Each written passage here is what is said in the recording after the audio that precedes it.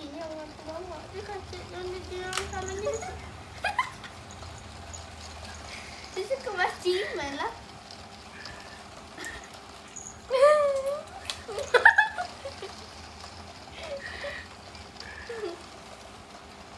Pening orang kat hati. Aku dah kena je praktis. Kenapa you best?